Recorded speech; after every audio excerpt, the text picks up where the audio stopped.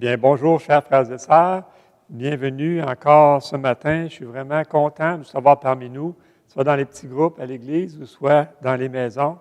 Et que le Seigneur puisse bénir ce temps que nous allons prendre maintenant pour ouvrir sa parole ensemble.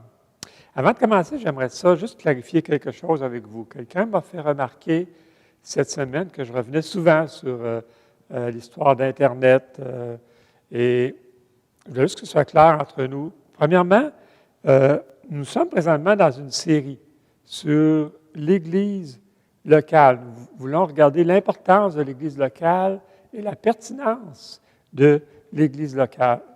Et c'est ce point-là que j'aimerais mettre en avant-plan dans mes prédications.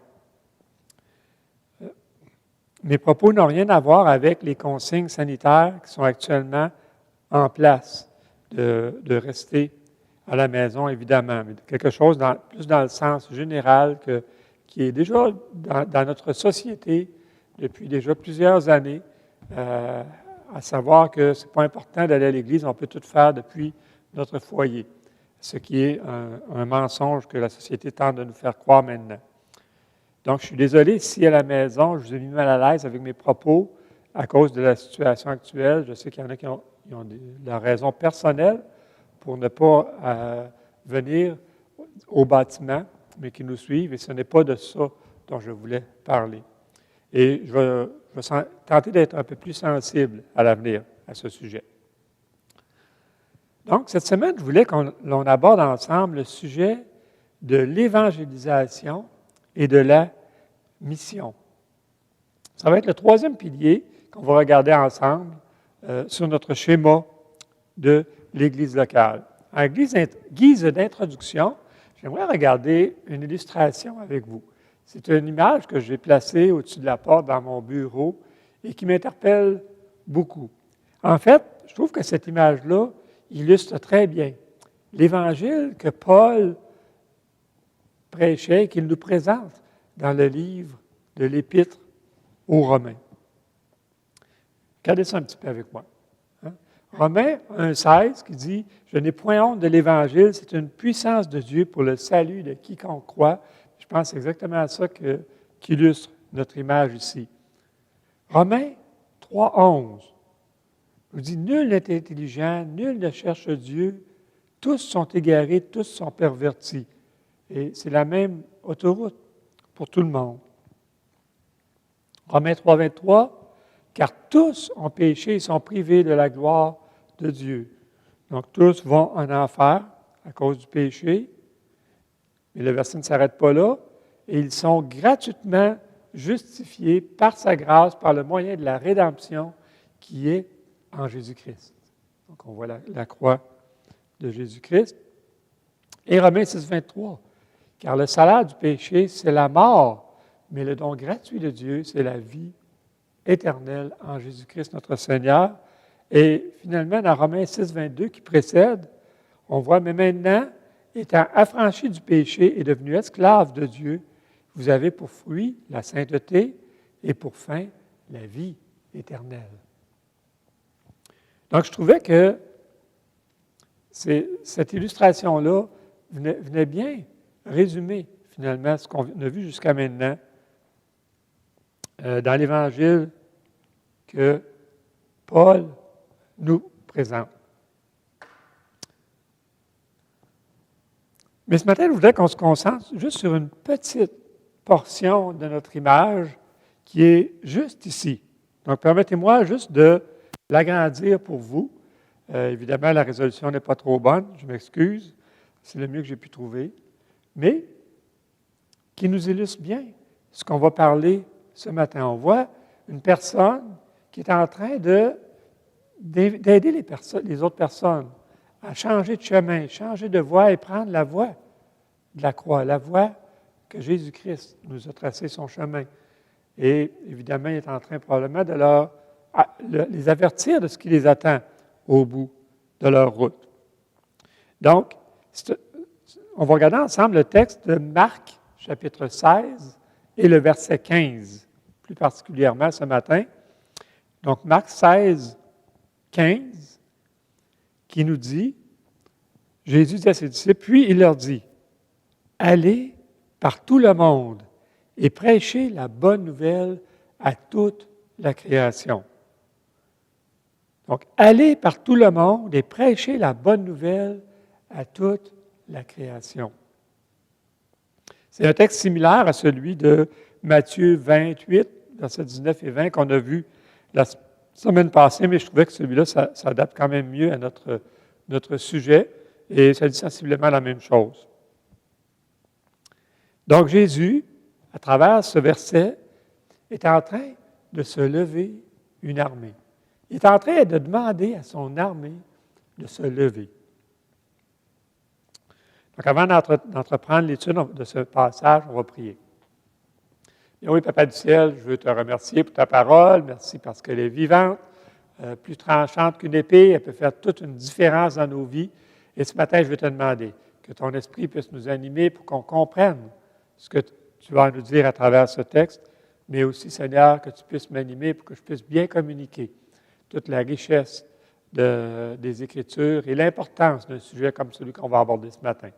C'est en Jésus qu'on va te prier. Amen. Donc, premièrement, j'aimerais comme on l'a fait déjà pour les deux premiers piliers, qu'on regarde le contexte. Le contexte, maintenant, de l'évangélisation et de la mission dans les Écritures. Et puis, depuis le début de l'humanité, Dieu n'a cessé d'utiliser et d'envoyer des personnes pour appeler les hommes, les femmes évidemment, à se repentir et pour les avertir du châtiment qui est devant eux. Ce fut le cas déjà au temps de Noé. Regardez un petit texte dans 2 Pierre, chapitre 2, verset 5, qui dit « S'il n'a pas épargné l'ancien monde, mais s'il a sauvé Noé, lui le 8e, parce qu'il était le 8 dans l'arche, il était le 8e, ce prédicateur de la justice, lorsqu'il fit venir le déluge sur le monde d'impies. » Il appelle Noé le prédicateur de la justice. Donc, il est évident que Noé prêchait soit par son exemple ou par ses paroles aux gens de son époque, pour les inviter à se repentir. Ce fut aussi le cas pour Jonas, que Dieu a envoyé prêcher la repentance à Ninive. Pour ceux qui connaissent bien l'histoire, dans Jonas 1.1, on voit la parole de l'Éternel fut adressée à Jonas, fils d'Amithaï, en ces mots. « Lève-toi, va à Ninive, la grande ville, et crie contre elle, car sa méchanceté est montée jusqu'à moi. » Donc, il est clair ici que Jonas avait comme mission d'annoncer aux gens de Ninive la destruction qui pesait sur eux. Et évidemment, les appeler à une repentance. Comme on le connaît dans l'histoire du livre de Jonas, oui, les gens de Ninive se sont repentis et Dieu les a épargnés. C'était un appel à la repentance, le message que Jonas avait. Et maintenant, on arrive dans le Nouveau Testament. Il y a plein d'hommes, de femmes comme ça dans l'Ancien Testament. On arrive dans le Nouveau Testament et voilà que Dieu envoie, premièrement, les 12, qui allaient prêcher et dire que le royaume des cieux est proche. Allez les avertir. Et quand il a envoyé les 70, la même chose. Dites-leur, le royaume de Dieu s'est approché de vous.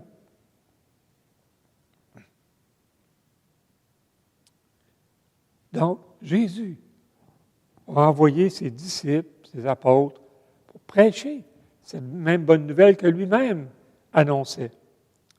Et voilà qu'ici, dans notre texte de Marc 16, 15, Jésus nous envoie, nous aussi, à notre tour, aller annoncer la bonne nouvelle. Mais quel est ce message? Quelle est cette bonne nouvelle que nous devons apporter à nos contemporains?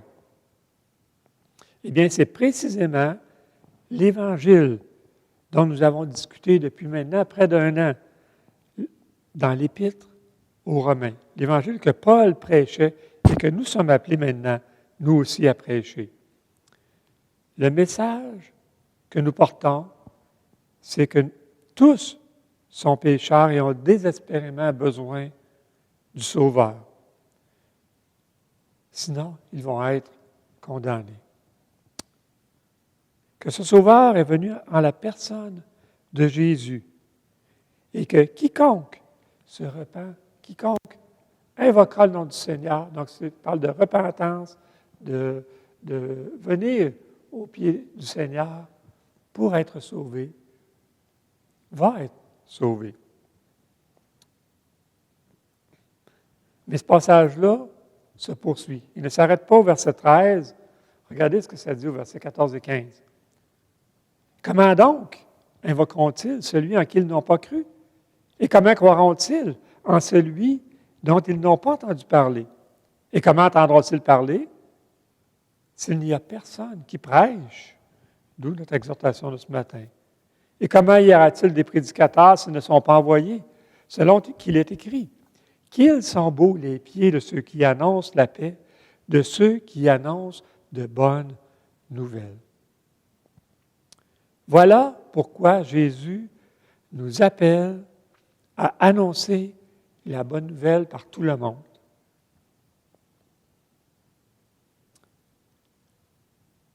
En fait, l'Évangile, c'est la source à laquelle nous puisons l'énergie pour oser aller. Comme les disciples qui ont affirmé, vous vous rappelez, lorsqu'ils ont été amenés devant les chefs et qu'ils ont répondu, nous ne pouvons pas ne pas parler de ce que nous avons vu et entendu. L'Évangile est trop extraordinaire. Les gens sont en train de périr sans aller en enfer. On ne peut pas se taire.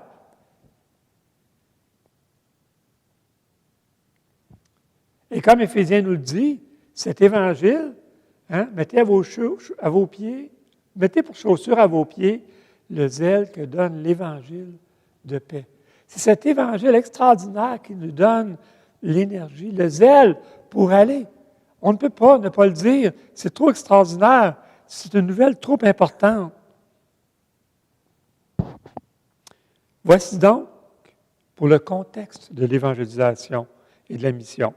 Parce qu'évidemment, la différence entre l'évangélisation et la mission, c'est l'endroit. On prêche l'Évangile localement, c'est de l'évangélisation, ou à l'étranger, c'est de la mission.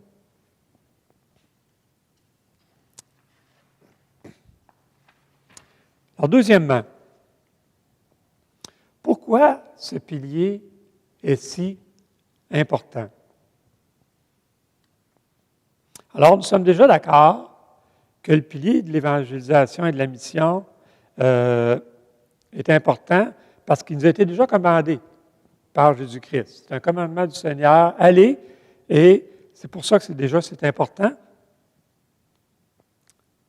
Mais, comme on l'a vu déjà la semaine passée pour le pilier de l'enseignement, ça fait partie du mandat que Jésus a laissé à l'Église pour faire des disciples. Mais pour revenir à notre illustration, l'enjeu est tellement important. C'est l'enfer qui guette nos contemporains. On ne peut tout simplement pas se taire. On voudrait les brasser un peu, puis leur dire « Réveillez-vous, ça n'a juste pas de bon sens. La Bible affirme que vous allez en enfer si vous ne passez pas par le sacrifice de Jésus-Christ à la croix. C'est le temps de vous repentir et de vous convertir. » On ne peut juste pas se taire, frères et sœurs, devant un tel message. Le problème, c'est que trop souvent, on s'endort. On entre dans le confort de notre salut et on oublie les autres. On oublie notre mission. Notre société est rendue tellement individualiste que ce qui nous vient à l'idée, mon affaire est réglée. Moi, je m'en vais au ciel et on ne s'occupe pas de ceux qui sont autour de nous. Ça, c'est mon voisin, c'est pas mon affaire. Non. Pour l'Évangile, ça ne fonctionne pas comme ça. Dieu t'a confié le message le plus important que ton voisin, que ton frère, que ton confrère de travail n'a jamais entendu parler. C'est encore plus important que de lui annoncer que nous sommes en état d'urgence à l'échelle mondiale. En fait, nous sommes dans un état d'urgence spirituelle, encore pire que celui de la pandémie que nous vivons actuellement. L'histoire biblique qui me touche le plus, qui vient le plus me chercher pour illustrer cet état d'urgence, c'est certainement celle de 2 Rois, chapitre 7, à partir du verset 3. C'est quelque chose que je vous ai déjà partagé, mais ce texte-là, je trouve que c'est tellement clair. On se retrouve dans la ville de Samarie, qui est assiégée par les Syriens. Donc, ils ont mis l'armée tout autour de la ville, personne ne peut entrer, personne ne peut sortir. Les gens sont en train de mourir de faim et de soif à l'intérieur de la ville. Alors, 4 lépreux qui étaient à la porte viennent de prendre conscience que l'armée n'est plus là, que l'armée syrienne a déserté le camp. Et évidemment, ils entrent dans une tente, ils mangent, ils boivent, ils emportent des trésors, ils vont cacher ça, ils reviennent. Et là, on se retrouve au verset 9 de 2 Rois, chapitre 7, qui dit « Bien, voyons, ça n'a pas de bon sens. Hein? » Puis se dire l'un à l'autre, « Nous n'agissons pas bien. Cette journée est une journée de bonnes nouvelles. Si nous gardons le silence et si nous attendons jusqu'à la lumière du matin, le châtiment nous atteindra. Venez maintenant et allons informer la maison du roi. » Les 4 lépreux possédaient une information qui allait sauver la population de presque toute la ville. Comment est-ce qu'ils auraient pu se taire devant ce privilège, devant cette extraordinaire nouvelle qu'ils avaient à annoncer? Des personnes étaient en train de mourir. Et s'ils se taisaient encore, ils auraient eu la mort de plusieurs de leurs confrères sur la conscience. C'est là le châtiment en question. Ils auraient été accusés de crimes de guerre. Ils détenaient une information vitale pour tous leurs concitoyens de Samarie. Eh bien, le Seigneur nous a confié une grande responsabilité. De plus, comme nous l'avons vu la semaine passée, Jésus est avec nous pour accomplir cette tâche. Mais vous savez quoi? Dieu, dans sa grâce, accepte de se servir de nous pour conduire les âmes jusqu'à lui. Quel privilège on a! Nous avons l'opportunité de voir des âmes naître de nouveau devant nos yeux. Quelle joie d'être témoin de ce spectacle splendide qu'est la conversion. Alors voilà pourquoi le pilier de l'évangélisation et de la mission est tellement important pour l'Église. Troisièmement, qu'est-ce que ça comprend, ce pilier-là? Encore une fois, c'est le temps de rêver de toutes les opportunités qu'on a de pratiquer l'évangélisation. Eh bien, premièrement, un peu comme on l'a vu, on peut faire l'évangélisation localement ou à l'étranger, donc soit l'évangélisation ou la mission. Il y a des aspects différents de l'évangélisation que nous pouvons faire. Deuxièmement, l'évangélisation de masse. Donc, comme ce fut le cas à la Pentecôte, où on voit qu'il y a une multitude qui ont entendu l'Évangile, et dont 3000 personnes se sont converties. On voit ça dans Acte 2. Cet aspect de l'évangélisation ne peut donc pas être négligé. Chez nous, ici à l'Église baptiste évangélique de l'Est de l'Ontario, on a plusieurs façons qu'on fait de l'évangélisation plus de masse, qu'on partage la bonne nouvelle, donc au camping annuel, le spectacle de Noël, le char allégorique et autres. On a des occasions où on peut annoncer l'Évangile, on peut tendre le filet. Mais on pourrait se demander pourquoi est-ce qu'on ne prêche pas l'Évangile le dimanche matin, lors de nos rencontres, quand on peut se rencontrer, évidemment. En fait, quand nous étudions un passage qui présente l'Évangile, on ne veut surtout pas passer à côté et utiliser chaque occasion, oui, pour rappeler l'Évangile. Mais la rencontre du dimanche matin est là pour édifier, pour exhorter le corps de Christ, pas pour l'évangéliser.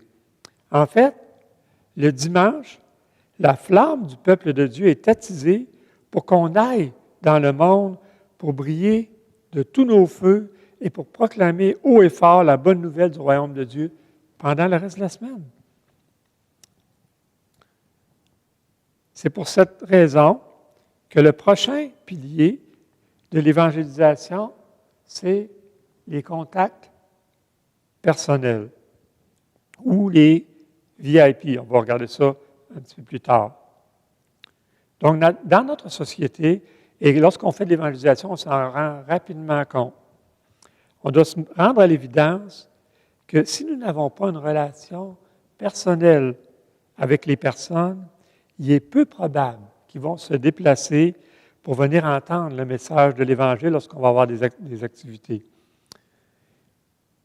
C'est ce qu'on constate d'ailleurs dans chacun de nos événements. Ceux qui viennent, c'est ceux avec qui on a des contacts personnels. Maintenant, c'est quoi qu'on appelle des VIP? C'est décrit dans ce petit livre. Si jamais quelqu'un veut le feuilleter, le lire, vous pouvez me l'emprunter. C'est l'évangélisation par l'amitié. Et VIP, c'est Very Important Person ou People. Donc, le principe est le suivant. Nous avons tous des intérêts personnels, des choses que l'on aime faire, des sports que l'on aime pratiquer. Et bien que nous aimions particulièrement nous unir tous ensemble comme enfants de Dieu, nous avons aussi des points en commun, même avec les non-croyants, des choses qu'on aime faire. Et le principe, c'est de porter un effort particulier pour aller être avec les incroyants, les personnes qui ne connaissent pas l'Évangile. Personnellement, j'aime beaucoup la musique. J'aime jouer de la musique. Donc, à plusieurs reprises, j'ai participé à des activités dans le passé avec des non-croyants. On a joué de la musique ensemble. Oh, non, je voulais être avec eux. Et ça m'a permis de nouer de bonnes amitiés avec les gens. Et ça m'a permis, j'ai eu l'opportunité de les inviter lorsqu'on faisait des activités, des épluchettes, des choses comme ça, et ils sont venus à nos activités. Nous avons tous aussi des liens, qu'on pourrait dire, démographiques. Qui, ici, n'a pas de voisins? Qui ne fait pas partie d'une municipalité? Pourquoi ne pas vous joindre, par exemple, au repas communautaire, s'il y en a dans votre localité? Pourquoi ne pas offrir à votre voisin de l'aider à construire son cabanon, ou du moins de lui prêter des outils qu'il a besoin pour construire son cabanon? C'est à la fois une façon d'aider et d'aimer notre prochain, mais aussi de nouer des liens avec lui. Pour la plupart aussi, nous avons un emploi. Nous côtoyons plusieurs personnes au quotidien. Voilà déjà un lien professionnel qui nous lie à ceux-ci. Souvent même, vous passez plus de temps avec vos confrères, consoeurs de travail qu'avec votre propre famille. Alors, l'exemple que vous laisserez sera tout aussi important que les mots que vous y prononcerez. Alors, vous pouvez faire quelque chose d'agréable tout en connectant avec ces personnes, ces VIP. Si cette personne aborde le sujet du Seigneur, bien, vous allez avoir l'occasion de lui présenter l'Évangile. Vous aurez gagné le droit de lui présenter l'Évangile, de son point de vue parlant, évidemment. Parce que souvent, s'il n'est pas accepté qu'un inconnu lui parle du Seigneur, ils vont accepter qu'un ami le fasse. Un ami aurait ce privilège. Si la personne VIP vit des difficultés, peut-être qu'elle va avoir le courage même de vous confier ce qu'elle vit.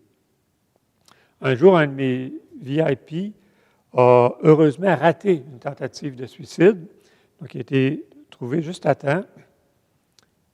Et quand j'ai quitté mon travail à ma retraite, il a écrit dans une carte qu'il était reconnaissant que je sois là pour lui.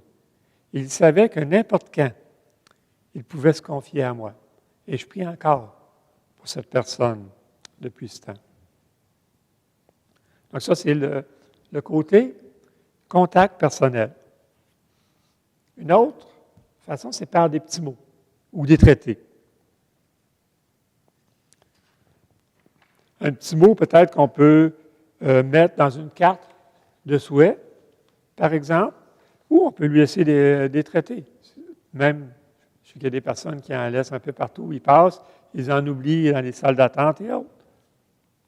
Une autre façon, et ça nous est arrivé, le calendrier de la bonne semence, vous connaissez, et une amie nous a demandé si on pouvait lui en procurer un.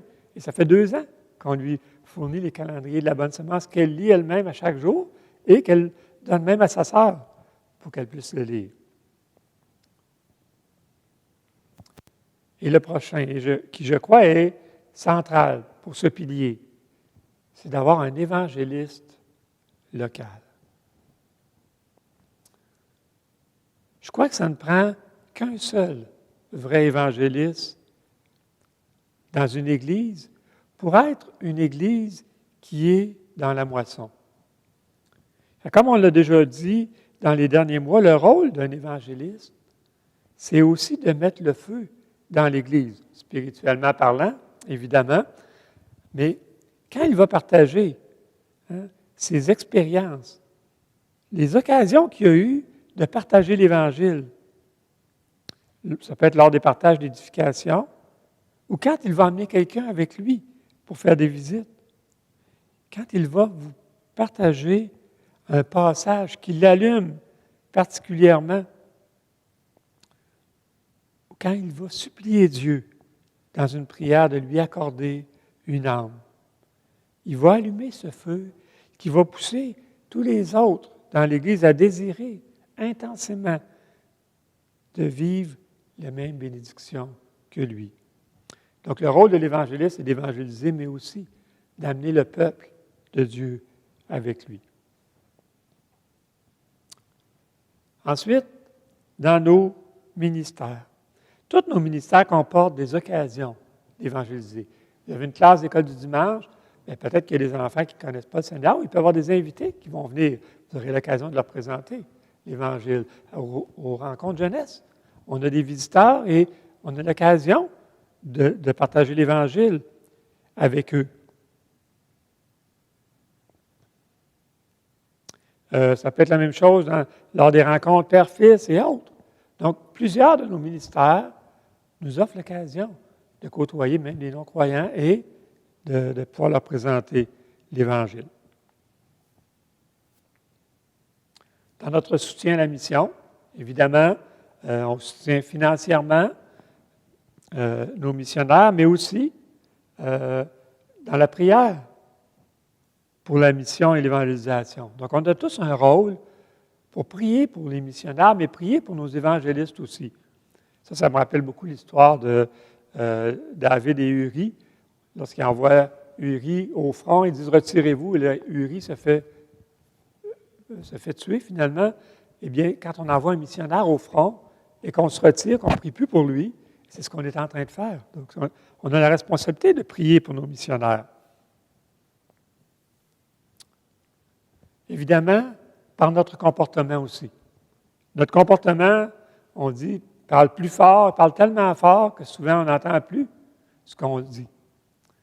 Donc, par la façon que je vais vivre l'Évangile, que je vais être transformé par l'Évangile, ça va faire que les gens vont vouloir entendre le message qu'on a à leur annoncer.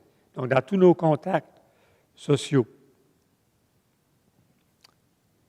nos visiteurs, donc le ministère d'accueil, on a des gens qui nous visitent, qui souvent ne connaissent pas le Seigneur. Donc, c'est une belle occasion pour nous de pouvoir présenter l'Évangile. Et combien d'autres occasions nous avons, et surtout ceux qui sont appelés comme évangélistes, vont en avoir beaucoup plus d'idées que moi-même j'en ai eu ici. Donc, wow! Tout un pilier. Frères et sœurs, le pilier de l'évangélisation est crucial dans la vie de notre Église. Une Église qui a oublié l'évangélisation et une Église qui a commencé à mourir. Imaginez-vous un peuple qui a cessé de mettre des enfants au monde. Il est déjà en voie d'extinction. Eh bien, c'est la même chose pour l'Église. Frères et sœurs, nous avons le plus beau message qu'un homme ne puisse jamais porter. N'ayons pas honte de l'Évangile, comme Paul le disait si bien, je n'ai point honte de l'Évangile, c'est une puissance de Dieu pour le salut de quiconque croit. Donc cette semaine, laissez briller bien visiblement le flambeau de l'Évangile. Suppliez Dieu de vous accorder l'occasion d'ouvrir la bouche. Demandez-lui de vous précéder de son esprit, de commencer un travail dans le cœur des gens et que vous puissiez vous joindre à ce travail. Et demandez-lui d'ouvrir vos yeux pour que vous puissiez reconnaître ces personnes-là et avoir l'occasion de leur présenter l'Évangile. Donc, prions. Bien oui, Seigneur, on est conscient de ce mandat que tu nous as laissé de partager ta bonne nouvelle. Seigneur Dieu, on te demande de nous accompagner cette semaine, de nous donner le courage, de nous aider à ne pas avoir honte de l'Évangile, mais à en tenir l'étendard bien haut cette semaine et dans le reste de notre vie, Seigneur, pour être tes témoins, pour pouvoir prêcher la bonne nouvelle à toute la création. Gloire à ton nom et merci de ce que tu ne nous laisses pas tout seul, que tu vas être avec nous pour accomplir cette mission. En Jésus, on te le demande. Amen. Alors, levez-vous, armés du Seigneur, allez prêcher cette bonne nouvelle. Bonne semaine.